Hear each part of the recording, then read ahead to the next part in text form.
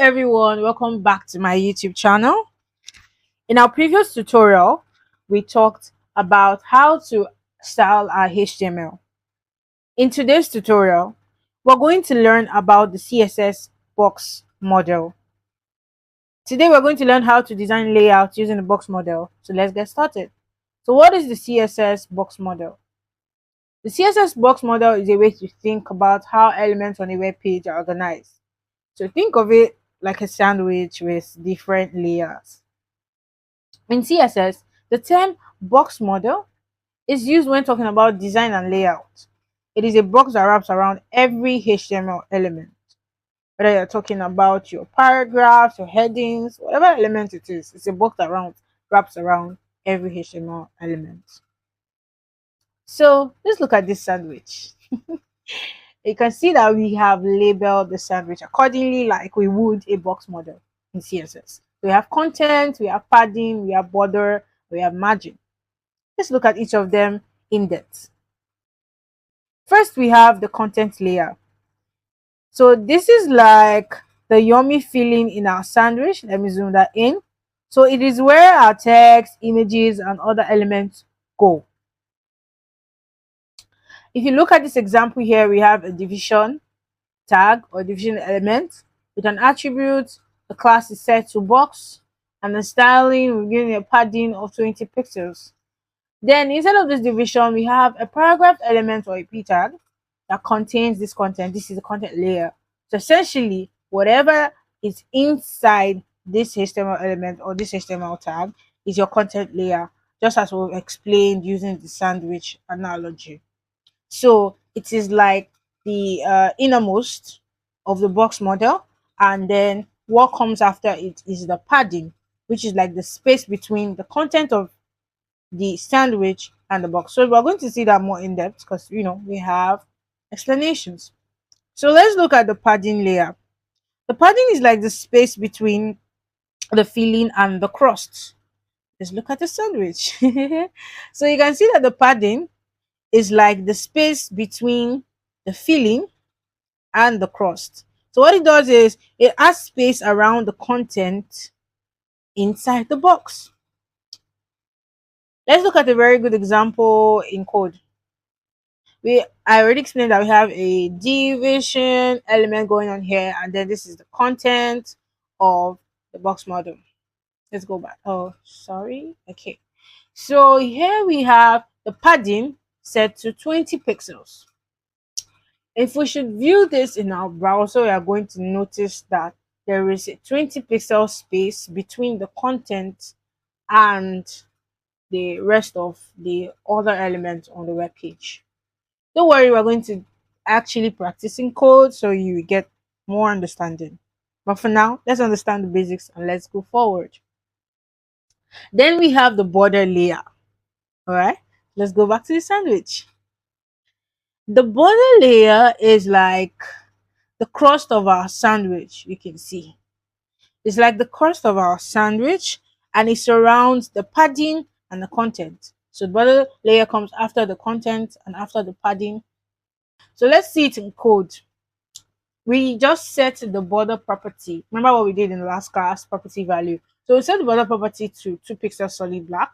That means on your web page, you're going to see an outline of a black line, like a black outline on the content or around the content surrounding the padding.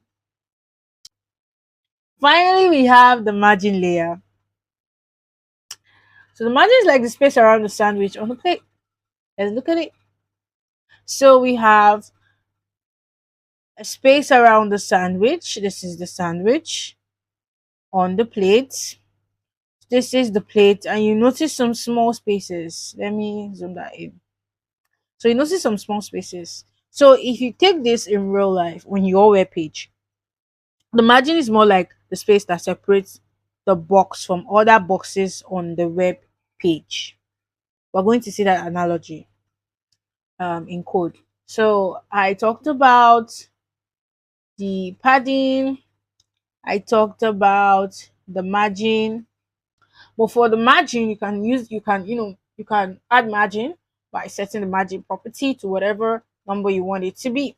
Okay, don't worry, we're going to see all of that. in code. Let's move forward. So we want to put all these things together. When you combine all these layers to understand how elements and space are spaced and styled, you then have the CSS box model. I've given a very good example here in this my code here. I already have like a division tag that holds the paragraph element that's my content. All right. So, and when you see it being representational in a web page, this is the content actually. As you can see, this is the content layer, this is the paragraph. You can notice that there are little spaces, that there's a space that surrounds the content. That is the padding. All right. So after that, you would have like a border. In this case, we have a black line going around it. Okay, because we have set the border to 2 pixels solid black. That's why you can see this going on. Then there's another space around this border.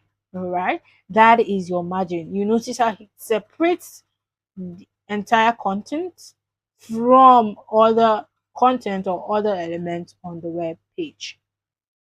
So let me use this also to explain. We have our content here. This is when we use the developer tools on our Chrome. So you can try to use the Chrome dev tools and you see more of what I'm talking about. So we have the content, and around it you can see how it says 20 pixels, and then we have the border of 2 pixel, which is this line, and then we have a margin which is 20 pixel that separates it from every other content on the web page. All right, let's now look at an example of a styled box using the CSS model.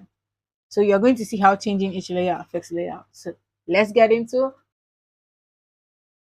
So here I brought you to my VS Code, and you remember the kind of this type of way to add your CSS to your HTML. Yeah, that's right, internal styling. So I've tried to use internal styling here. I'm going to go live on this code so that we'll see what happens in real time. Okay, here we are. So we've had quite some few changes, to this. Let's hit.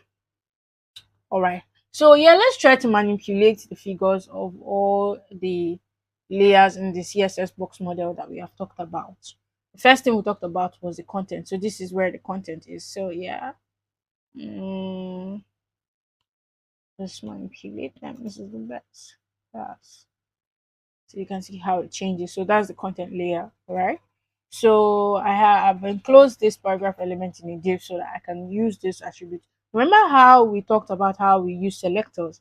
So in this case, we're using whatever we have assigned as the class. I remember when I said when you want to call the class and you want to style, you have to use a full stop before the name of the class attribute, and then whatever styling you want to give it, you give it inside of your curly braces. So we call this entire thing like the CSS row, and this is like your declaration block, if you remember.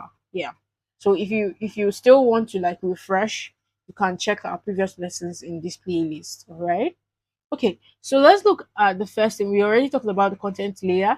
The next thing that comes into play is your padding. So in this case, they had a padding of 20 pixels. We can choose to change it to like 30. So you notice how it increases. I hope you guys are seeing what's happening in real time. And if you choose to inspect it, let me inspect it, you're going to see that the padding too has changed. So look at it over here. So this is the content. It even labels it right there for you. Let me try to stretch this so that you can see how it like shows. It's better I zoom this in. So let me show you. So you see when I touch on the content, it displays the content, like it touches on the content itself.